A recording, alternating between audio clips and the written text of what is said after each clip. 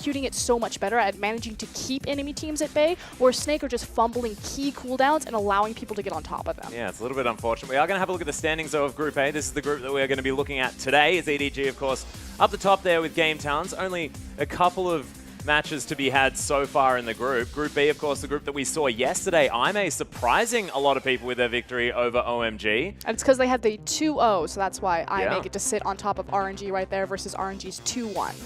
Yeah, and of course, RNG did look strong, but WE came out of the gate incredibly effectively there in game number 1 yesterday. Was actually going to be a big clash because, of course, if you're looking at these teams in Group B, you sort of look at RNG and WE as the ones that would stand out towards the top of the table. And what did you sort of make of that series? Because I guess return of Uzi to a royal roster was very, very exciting. Back-to-back MVP performances in their victories. What did you take from it, Frostgren? No, definitely deserved. I mean, if we ever look at a player like Uzi, you just have to, he's the king. He's the best AD carry right now. I mean, Deft and Imp had their high points, but Uzi has just been so consistent, and he shows up and he puts teams on his back on multiple rosters where that hasn't been necessarily tested with the likes of Deft. Yeah, exactly right. We are going to have a look at today's matchups, though, of course. EDG versus Snake up first. Game Talents going to look to go back-to-back with newcomers Saint.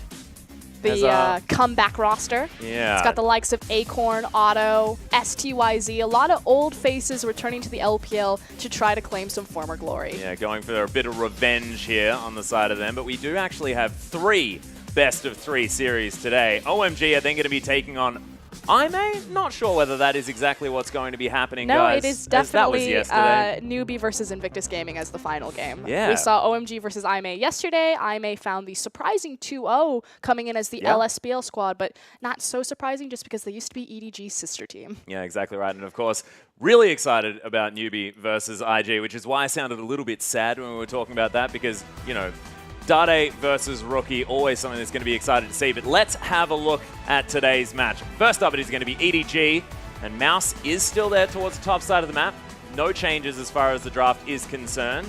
And that's the thing to underline is the fact that they're going to continue to play Mouse in that top lane, not swapping over to Koro. He will be facing across from Flandre this time around, so another uphill challenge. And we'll see if where Snake are weighted on the map with that top side power can maybe topple over EDG, or if EDG's bot lane is going to continue to run rampant. Yeah, and it might have been the fact that Game Talents had Gimgoon, like you mentioned, very, very strong top laner, was able to keep Flandre at bay. We'll see whether EDG can do the same thing with Mouse instead of sort of a powerhouse top laner like Gimgoon is known to be, because he was really playing like an absolute monster in that series against Snake, especially in the last couple of games. But the story here is honestly Deft and Meiko, because they were looking so incredibly strong, building comps around them as well. Even the Kalista comp that they had in the end, empowering Meiko to such high heights. A quick glance at stats for EDG right now out of their first series pretty much tells it all. Meiko and clearlove have a 78% kill participation. Meiko has an 80%, no, excuse me.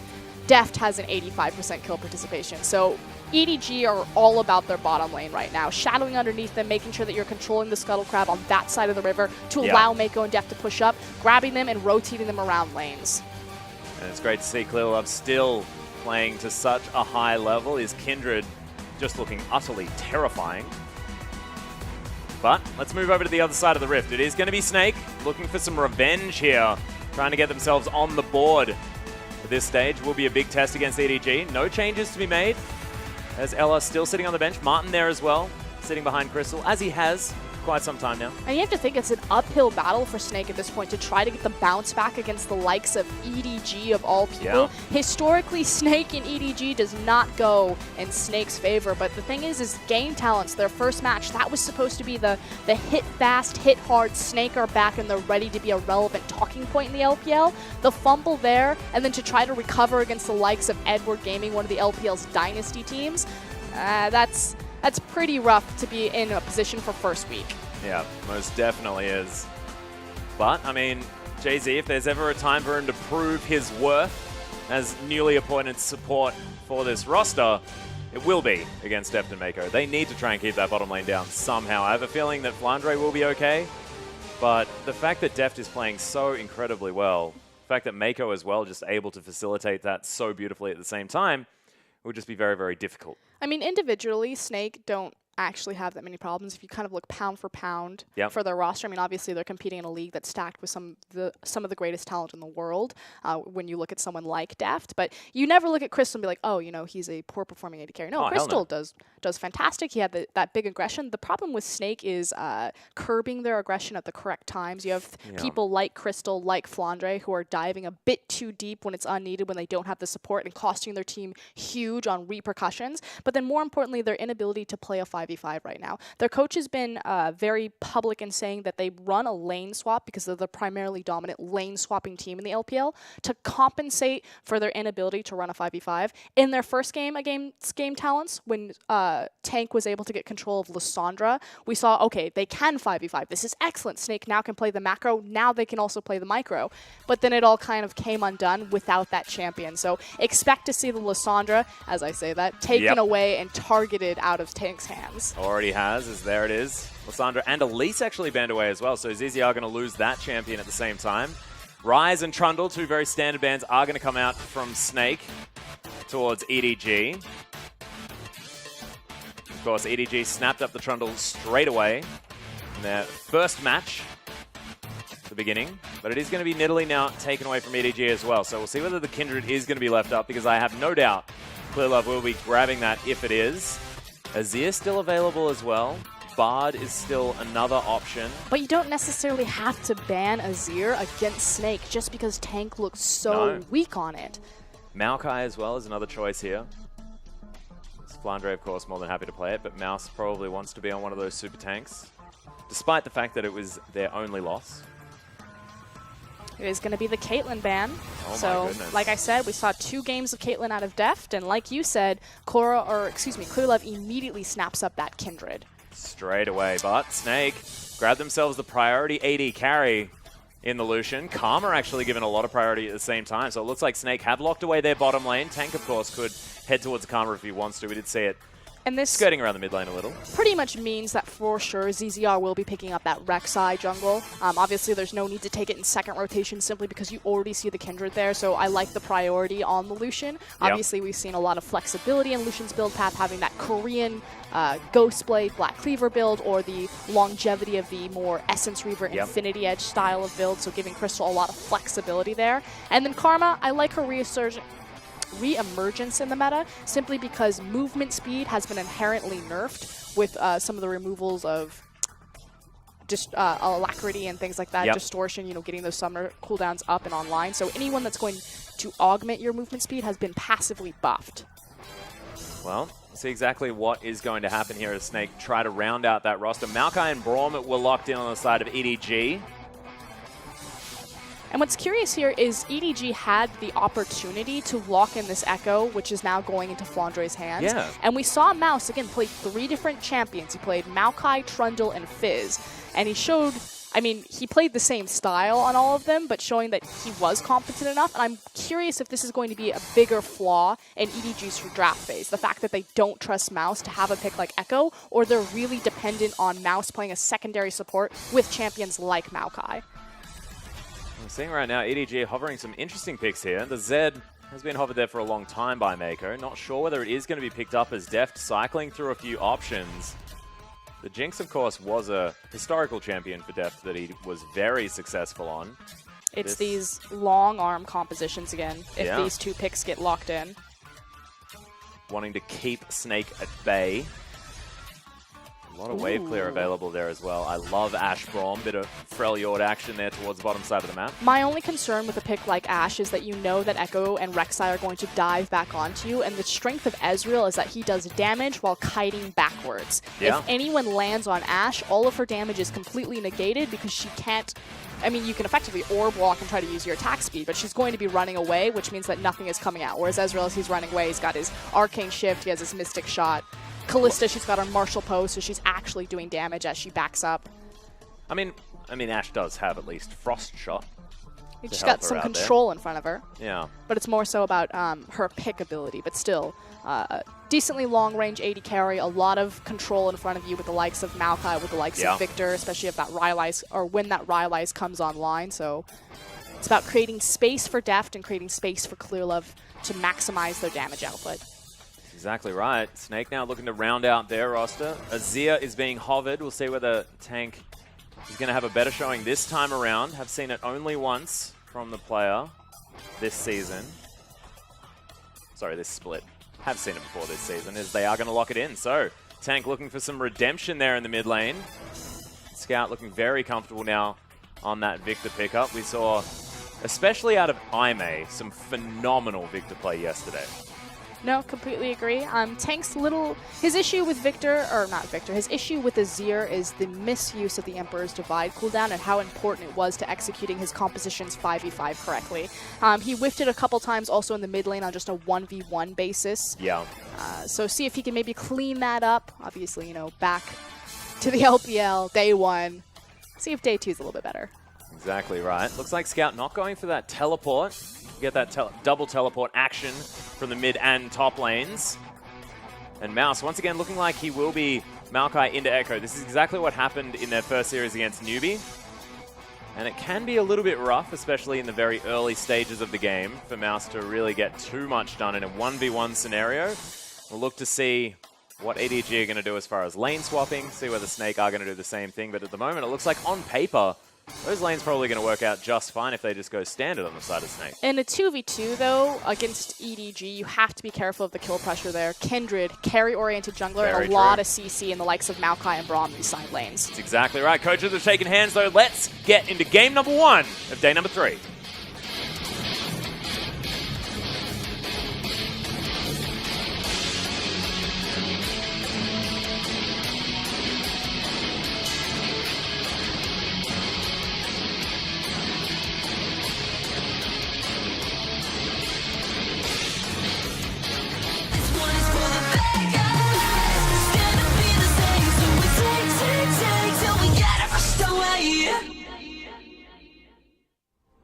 And thank you for the introduction there, clearlove, as we are onto the rift for game number 1. EDG versus Snake. EDG will start off on our blue side. We'll see whether Snake are going to have a better performance this time around against arguably the top team in this group. Hit back, hit hard. Well, they're going to have to. Snake seemed to be playing to the skill ceiling that Tank allows them to do. Before, he was across from the likes of Republic, this time around Scout. And Scout has had a very decent showing in EDG's first game, his first game in the LPL. Yeah. So a bit of an upgrade in terms of opponent. See if he can keep up. Exactly right. We'll be looking a lot towards the top side of the map here for Snake as well. Flandre often draws a lot of attention. And we can kind of quickly touch on Rek'Sai, because we've seen a lot of Rek'Sai over the course of the LCK as well as the LPL. And just kind of quickly touching, you know, what brought Rek'Sai back into this meta. MSI was primarily dominated by the likes of Graves and Nidalee and Kindred. And suddenly we've got our breakdancing purple monster back in the LPL. It's this idea that Cinderhulk has just been inherently buffed. And now Rek'Sai gets to clear just as quickly as the likes of Kindred and Nidalee and Elise. But then she also gets to be tankier.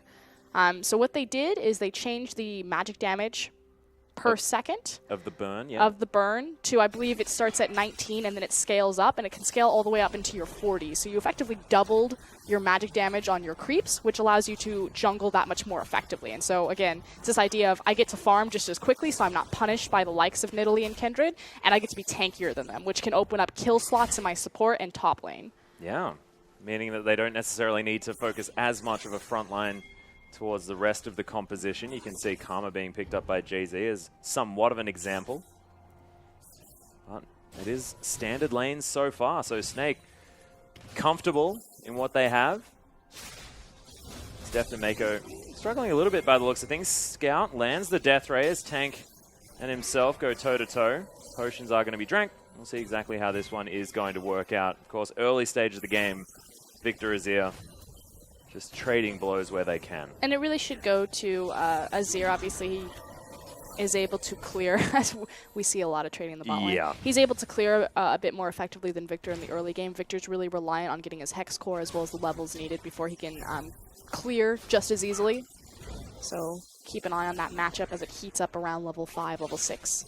Speaking of matchups heating up, of course, the bottom lane continuing to trade. Jiezou just being so aggressive with this Karma pickup, and of course Krystal no need to even really say it because he's constantly aggressive right now. Head first into this creep wave. Yeah, melee support versus range support, although we saw a lot of aggression from meiko yesterday on the Braum pickup and kind of winning lanes that you wouldn't normally see him win, especially against the likes of Bard. Not yesterday, excuse me, on Thursday. Yeah. But right now, looking to be tested at the moment by Snake's bottom lane. This is important, though. ZZR has control of the river, so picking up the Scuttle Crab, making use of Rek'Sai's speed again in the clear, and making sure that he has control of the bottom river since his bot lane is the ones that are pressure forward. Right now you can see Scout actually taking a lot of damage here from Tank. Waiting for that Thunderlords to recharge there as well, but actually getting the better end of this deal. As Mouse going aggressive on Flandre here on the tree and not really liking his experience. Corrupting Potion just getting drank here by the Ekko. It would have been a slightly better trade. He tried to use his Twisted Advance there to escape the recall of Ekko's Q, but he wasn't quite able to get on the back of Flandre, and he actually got tagged as it returned. Z-Drive Resonance available from the Ekko. What an excellent passive name. Almost as good as Heimerdinger's. The Scout continues to stick around. Not a lot of health. This is what we've seen a lot, though. Rek'Sai's presence on the mid lane over the course of the LPL, particularly in the hands of Swift, although clearlove, knowing that something's up, is going to go ahead and just give safety pressure, is what I'm going to call it, to Scout as he safely farms underneath his tower. Yeah, the warning ping comes out. It sees the fact that his mark had just disappeared. So ZZR was towards the top side of the map, relatively obviously, as he's now just going to help clear out the wave, give Scout a bit of a back. But Tank actually in a lot of control in this lane right now. Ahead by about a creep wave. Again, to be expected as the Azir early on in the Viktor matchup. We'll see how things adjust or change at all. Scout actually running the heal. This is also something interesting, as we've seen a lot of variation in summoner spells from Viktors. Yeah. We've seen Ghost, which Ghost is a bit stronger on this patch, although theoretically the removal of Distortion and the adjustments to Ghost just put Ghost back in line to where it was with Distortion, and no one was running it anyway. Yeah. So it's kind of still a bit of a question mark on where Ghost really sits in terms of power scale for summoner spells. We've seen a lot of exhaust, which my rationality for this is you're effectively exhausting the player, so they just kind of sit in your ultimate longer. Yep, and it does a little bit more damage there as well. I feel like you're still getting everything out of heal that you would necessarily out of Ghost. You got your movement speed, so helping Viktor stay a little bit more mobile, a little bit safer in his lane since he is a low mobility mage, as well as some defense against burst by having that health restored. I like the Ghost just because he's also a little bit more damage over time focused. Helps out with his rotations as well. Yeah, keep him in range, make sure you get all of the ticks of everything. We'll keep an eye on it and see how Ghost kind of evolves with Viktor over time. Yeah. Haven't seen all that much of it so far. You can see so far Scout trying to utilize a bit of extra safety in the heal for not only the heal but also the movement speed that you do get trying to escape from ZZR, because we've seen Viktor's preyed upon a little bit. Because you've mentioned his lack of mobility. And it has been targeted. I think it's because, you know, when a champion isn't around in the meta, people kind of forget how to play against it. Rek'Sai kind of disappeared for a little bit. She's got different lines, the likes of Kindred and Nidalee, in terms of ganking into lanes. Yeah. People weren't necessarily remembering or respecting her tunnel paths into mid lane in particular. Scout, again, really highlighting his punishment that he was able to dish out on Rek'Sai. But Scout, much more respectful. And everyone's playing this early game relatively safely. I think the idea is both these compositions scale decently well. There's no reason to throw away an early game on a ridiculous snowball, especially when EDG have the likes of Kindred. Yeah. So the thing about Kindred is that she snowballs incredibly well and she can get very far ahead, but otherwise her ramp on her power is actually quite late if it's just this natural progressive farming. That being said, it actually improved a little bit with the pickup of the Blood Razor. Yes, but here we go. Oh, yeah, there's the Emperor's Divide. Scout has to use the flash, keeps the heal. But that is the big cooldown now not available for the mid laner. Good news for Tank. He actually hit that one this time around. It was very clean, forced the flash out of Scout, so looking much better this time around for Snake. See whether ZZR can keep the pressure up now that he has got that summoner spell. Free back going to come in from Tank. We are going to have things cleared. There's the flash forward from Jiezou. Deft is actually going to get snared up. The exhaust goes down. Heal comes in there. Deft still alive for now. First blood actually comes in for Deft, of all people, as Mouse is going to flash into the Twisted Advance. 1 versus 3, though, as meiko well and truly out of this fight for now. Makes his way underneath the turret. It's a 1-for-1 trade. As Krystal, he's really, really low. The flash comes in, stand behind me, gets meiko to safety as well. Fancy footwork from meiko to make sure that he's not another casualty there. And the issue with that fight is check out where clearlove is. Top side of the map, ZZR was able to be there, so it was a numbers disadvantage in favor of Snake. Good job on Deft to trade 1-for-1 and to eke out the first blood for EDG's favor. Yeah, really nicely done. Has gone back to base now as well, looking to pick up that Essence Reaver first. Krystal heading towards the Ghostblade build on his Lucian.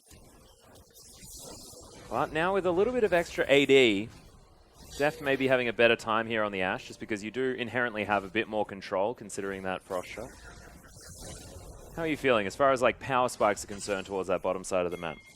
I know you're a bit of an Ashe fan. I'm a big Ashe fan, but her power... I mean, the thing is Ashe's ability to trade and to control creeps is actually quite significant, but the difference is it's Lucian Karma versus Braum Ashe.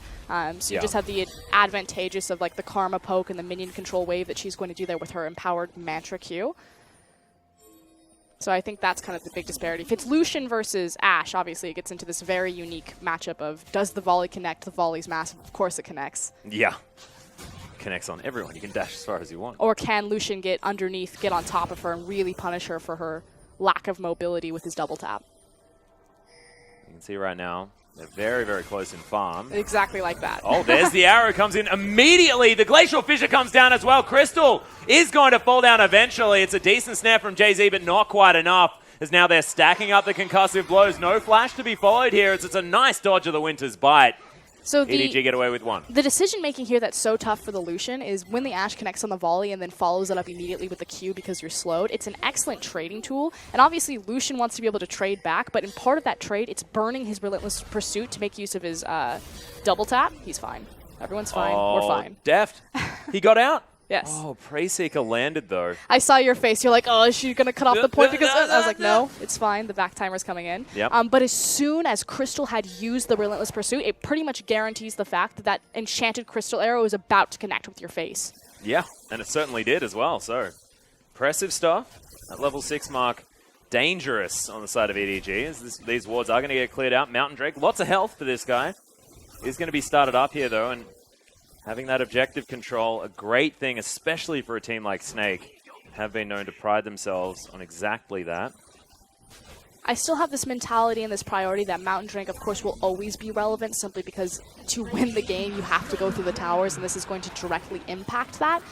But more so this idea that early game stats from Ocean Drake as well as Infernal Drake in terms of team fighting, I think in the early to mid part of the game is actually more beneficial. It's almost like I want the Mountain Drake as soon as I start to siege towers, and I want the other Drakes. Another otherwise. arrow comes in. Deft just straight off cooldown, straight into Krystal's face. meiko's going to pick that one up. The flash forward from clearlove. They want to get this kill onto Jiezou as the wolf spike comes in. clearlove says, you're not the only one that can get kills. Deft, and picks one up for himself. And no surprises there. We said that EDG's bot lane are the true carries of this team right now. Ridiculous kill participation. clearlove is constantly shadowing underneath them.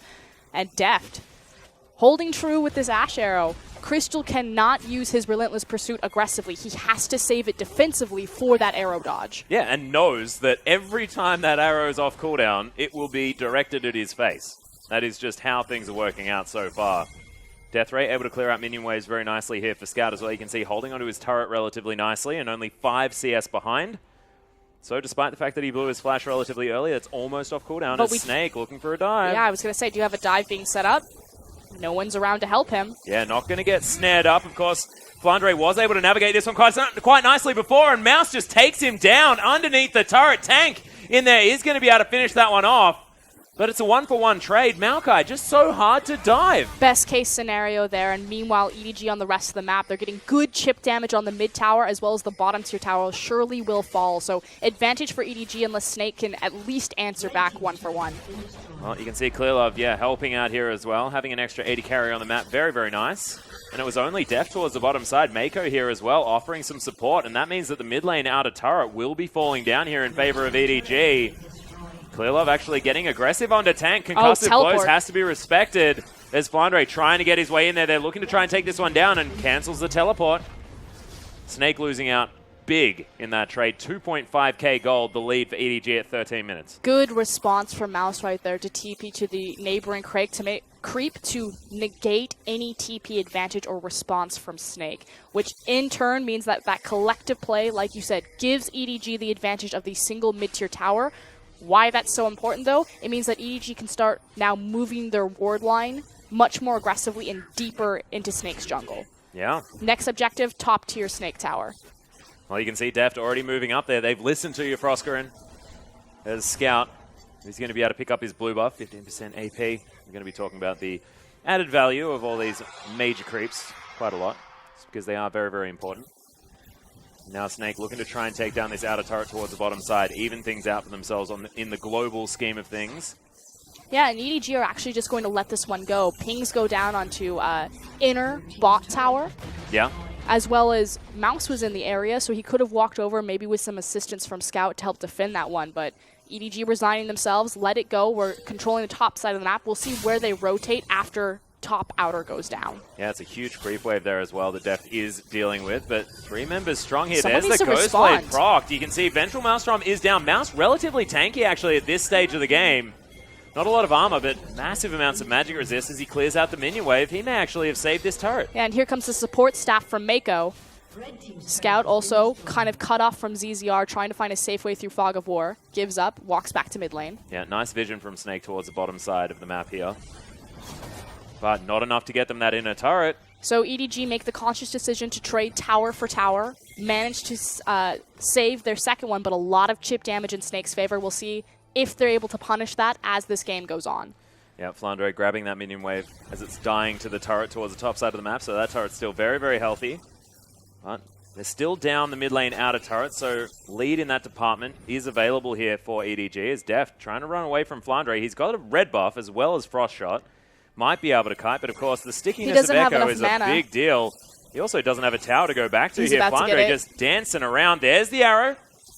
Trying to kite here, but it's just really, uses the ultimate. Is it going to be up? No! Chaos Storm comes in. There's the flash forward. Scout grabs the kill. Deft, how are you alive? This is dumb. That was so well micromanaged from Deft. So when the initial chase came in, Deft was sitting at 52 mana. He needs 100 to throw the enchanted crystal arrow. Barely gets it, but he holds onto his flash because he's baiting Flandre into the incoming creep wave, gets the arrow just as Flandre jumps on top of him to deny the damage, and then flashes away. So well orchestrated. The patience to wait for your mana regen on that type of play, absurd. Just ridiculous. And the fact that he held onto the flash for so long at the same time.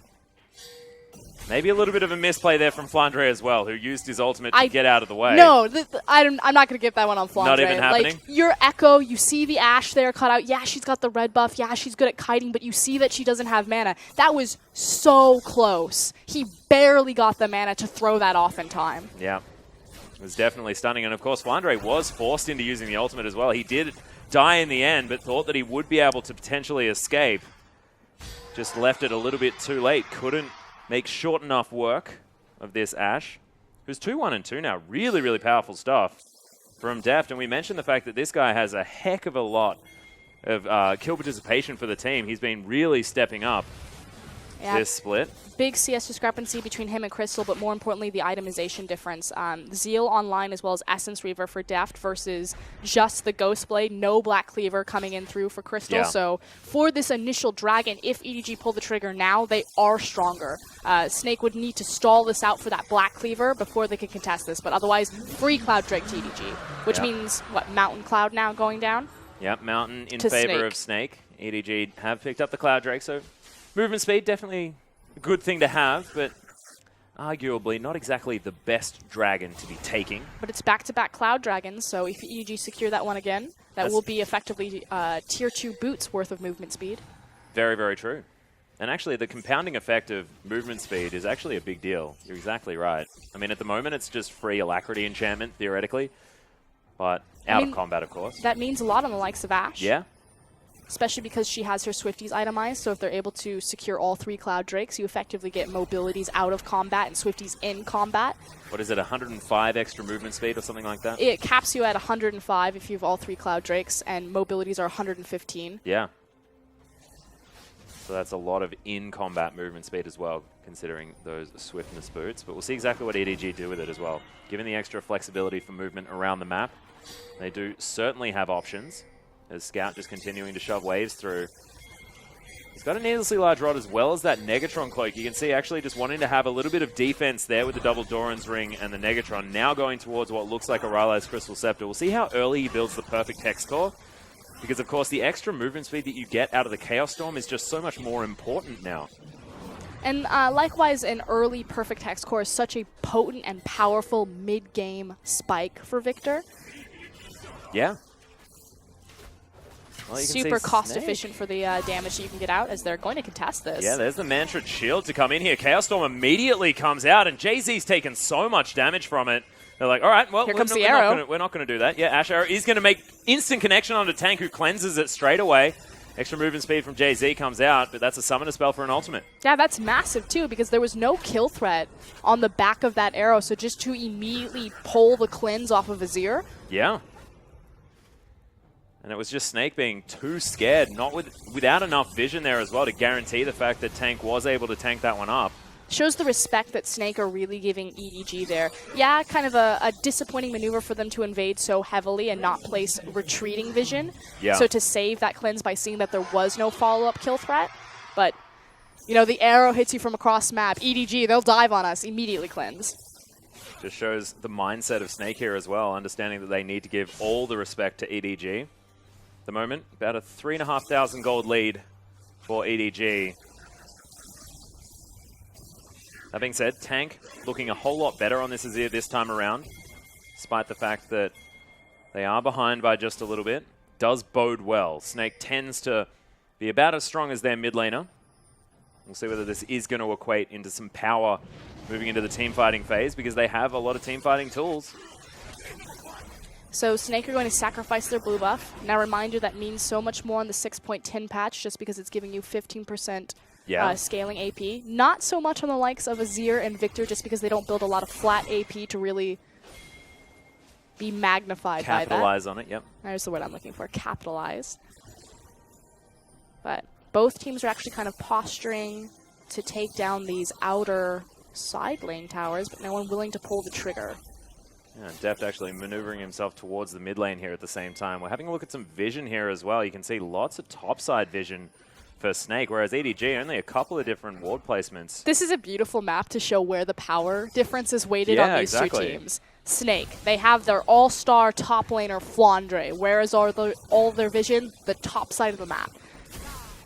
EDG, it's all about clearlove working alongside Deft and Meiko, really empowering Deft to be that all-star carry for the team. Where is all their vision placed? The bottom side of the map.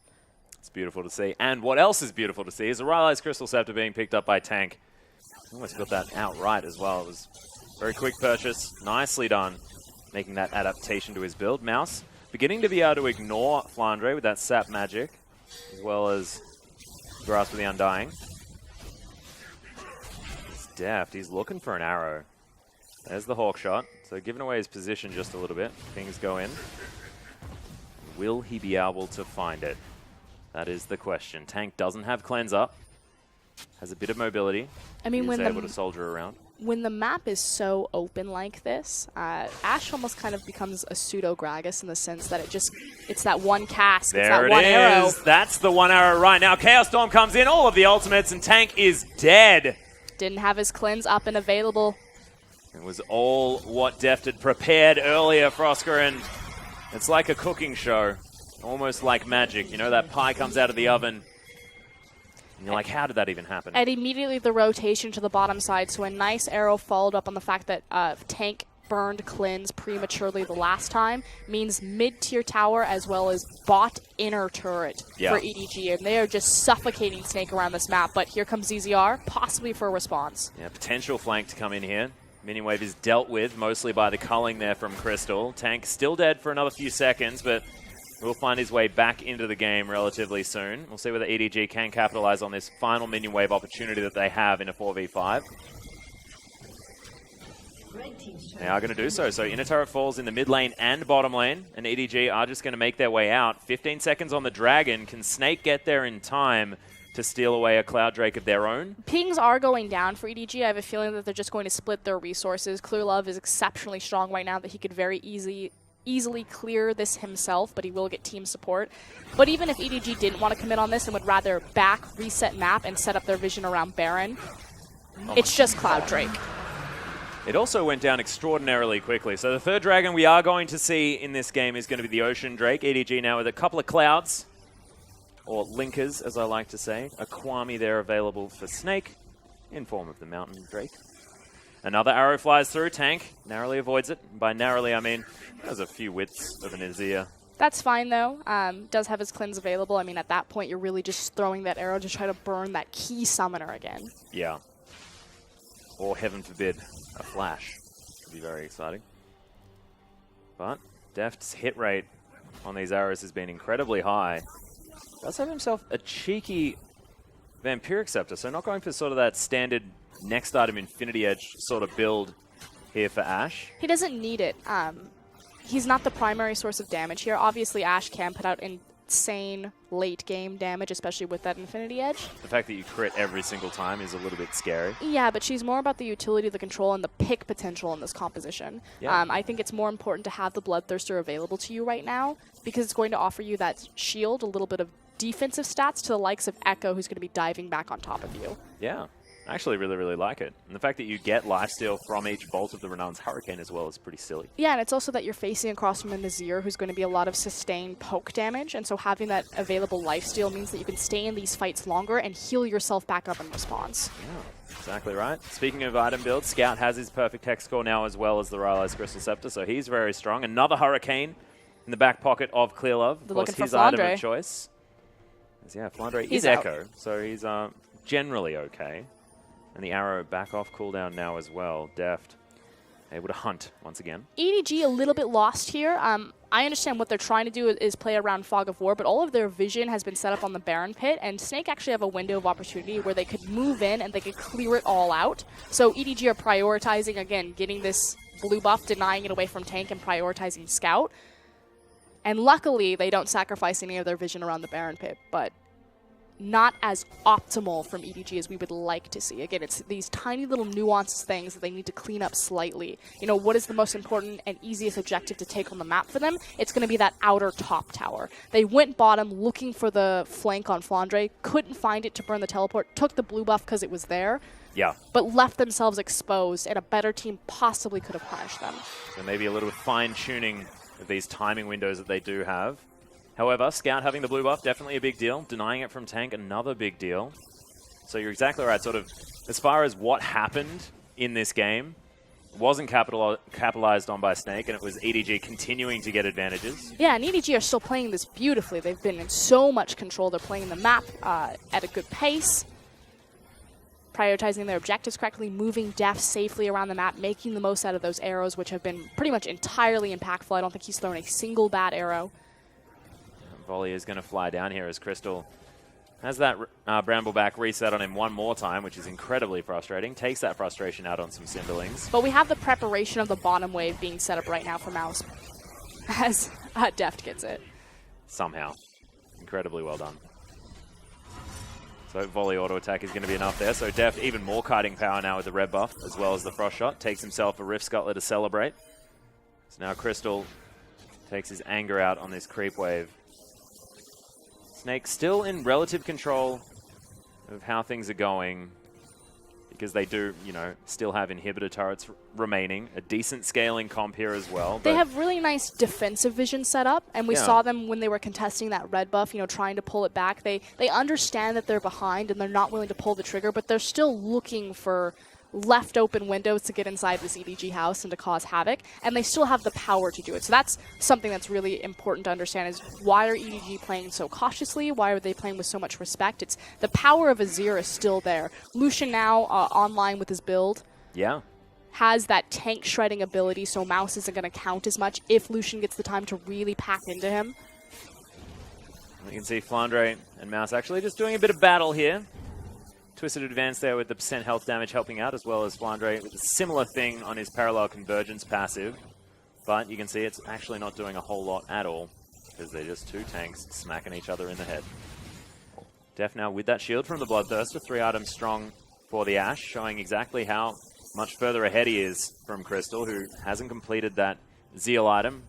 Possibly rapid fire cannon, as there's the flash out of Jiezou. Has to respect the arrow. But I always feel like we're making a DC reference. Oh. ZZR is hunting. He's got to be careful. clearlove is going to get knocked up as he face checks the Rek'Sai, but Wolfspite's going to come in and it's just taking a lot of damage. clearlove with the passive doesn't even feel the issue from that at all. Just shred through the Cinderhulk Rek'Sai right there. And ZZR is lucky that he wasn't caught off or collapsed by any other members of EDG, so yeah, took a risky engage, doesn't pay for it with his life, and quickly gets back in position with Void Scream, but too little too late for this tower. Yep, and it is going to fall down, so that's 6 turrets. The whole outer ring for EDG has been removed. And Snake, it's 2 turrets to 6. They just haven't been able to get around this map and affect anything for a very, very long time, and it seems to be as soon as Deft and Meiko hit level 6, it was on. And EDG now over this wall into the Baron Pit. No vision available for Snake.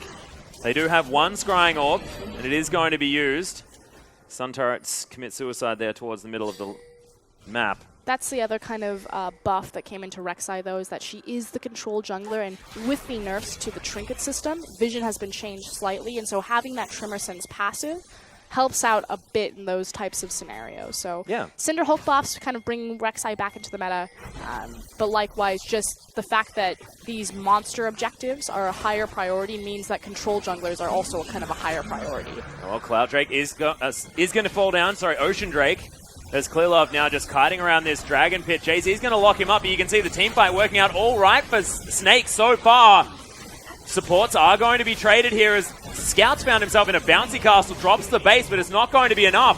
EDG now sitting on top of Deft. Double kill comes in for clearlove.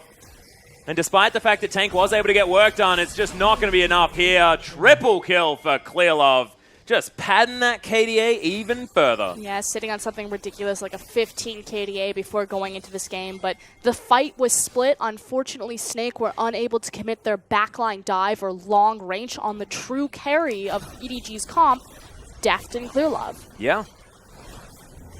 And Scout sacrificing his life for the greater good. You can see that Blood Razor putting into great effect as clearlove just eliminates this Baron. Check out that there as damage done to champions right there. Who's the true carry, Froskerin? I said Deft and clearlove. clearlove just showing how strong Kindred is as well, to be perfectly honest. So we're going to go ahead and see the replay here. Flandre dives on. He actually gets a really nice parallel convergence on multiple members of EDG, but unfortunately there's no follow-up damage. Then this is where the fight really gets split. Scout just obliterates the middle of Snake with a nice Chaos Storm, but then will fall. But Deft and clearlove, Deft has been able to walk back into the back line of this fight, has his line of scrimmage set up in front of him, and it's too little too late for Snake at this point. All of their cooldowns have been burned, they can no longer reach this Ashe, and it's just janitorial cleanup duty. Yeah, and actually I think Scout could have survived there if he decided not to flash back over the wall again and had to flash towards his team. clearlove didn't use his ultimate in that fight, didn't need to, and Scout just decided that he'd go on his own and die. So it could have been even better for EDG, but nevertheless, they are able to come out ahead. Baron picked up, now sieging towards the bottom side. I like the priority of the bottom inhibitor turret as their first option here for the siege. Baron inhib, yeah, as Rusty likes to call it. Arrow out. Yeah, clearlove and Deft doing some work here on this turret. Bloodthirster shield helping Deft stay a little bit more alive as he tanks that one up. Still relatively difficult to siege into the likes of Lucian and Azir. So it's going to be a bit of a long haul here. See if EDG remain patient, if they're going to go ahead and pull the trigger. Mouse is just moving from top to mid lane here, trying to keep the minion waves in order.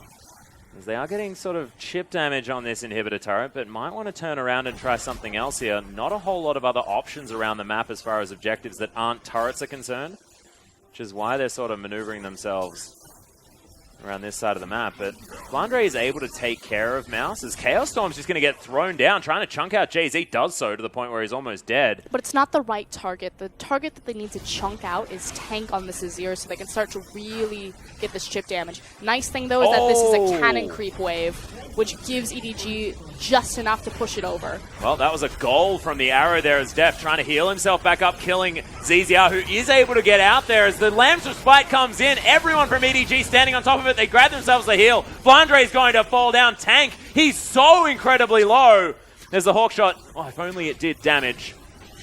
Meiko, he's solo flirting with death right now, but the inhibitor's going to fall down. So well executed from EDG. And you wouldn't expect this team to have changed both of their solo laners because that whole team fight was glorious to watch. But that was also another fantastic parallel convergence from Flandre. Yeah. He hit multiple members of EDG, but the issue was it was only Krystal that was able to do any sort of follow-up damage. Yes, the Lamb's Respite came out as soon as they were able to move again, and allowed EDG to kind of get back on the back end of that fight.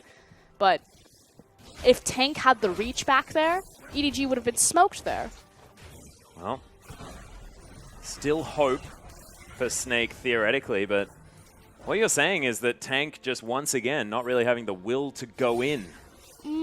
I don't necessarily know if it's all on Tank or if it's all on Flandre, because you can make the argument that Flandre is going too deep without any follow-up, or Tank's not following up when he has the ability to. Yeah. So this is when it kind of gets into the dynamics of, yes, the solo laners have been traded out for EDG, but they're still doing a phenomenal job fitting into this team fight by creating zone and pressure. But either way, I mean, there are stuns that are being found on multiple members of EDG, but Snake are unable to execute on anything about it. Well, you can see now moving Deft towards the top side of the map. EDG continuing their onslaught. It might be getting to the point where things are becoming too little too late for Snake. As Deft now has a Zeke's Harbinger available to him from Meiko. So much damage. And that is actually so much consistent damage now available for an Ashe as well. Buffing him up to that 100% crit.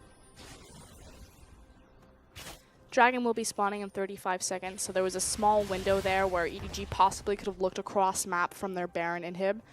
I think they were just pushing it up just to A, reset the lane, but possibly look for an arrow. You know, if you see Azir too far forward, might as well throw that, try to get a summoner, possibly a kill. But we should start to see the teams congregating around this bottom pit, which is why we see ZZR cheekily getting in early, clearing out some vision, setting up a trap. Yep, making sure that he has all of that tremor sense available around this area. He knows that he wasn't spotted getting into this brush, so...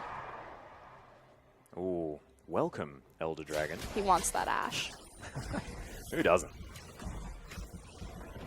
This clearlove is going to take down the Krug camp, so he's going to find ZZR. Again, advantage for EDG to secure this Elder Dragon. He's hunting.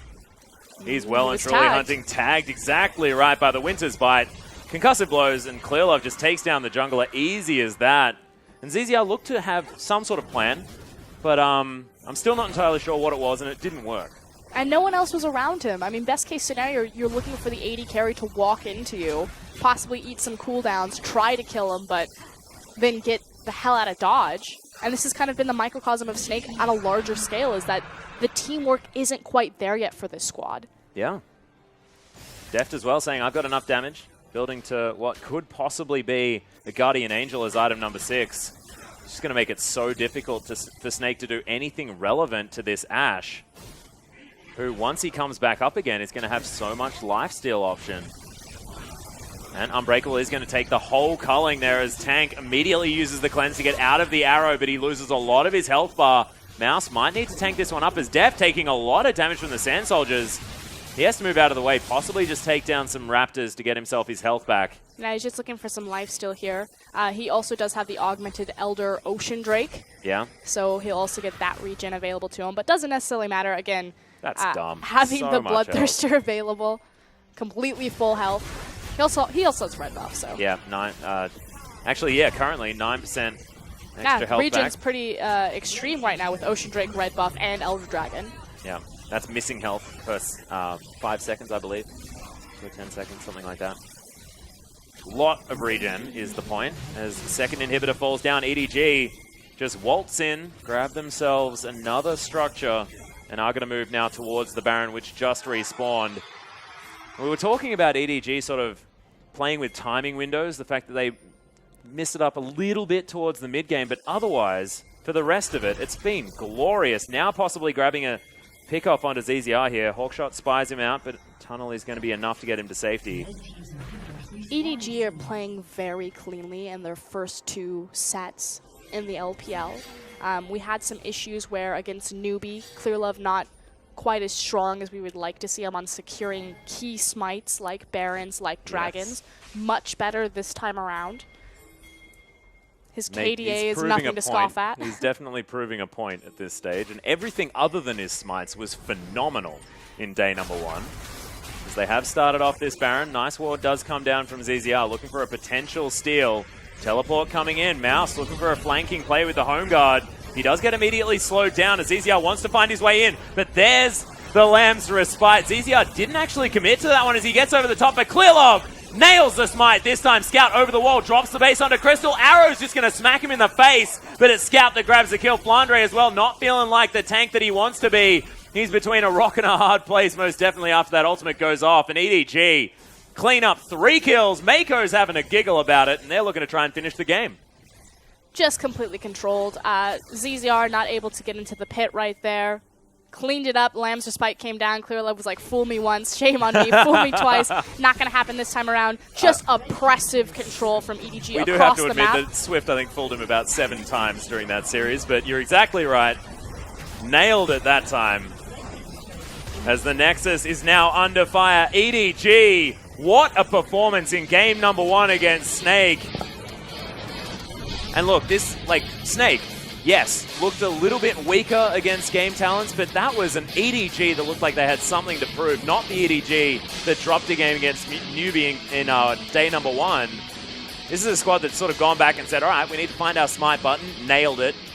Now everything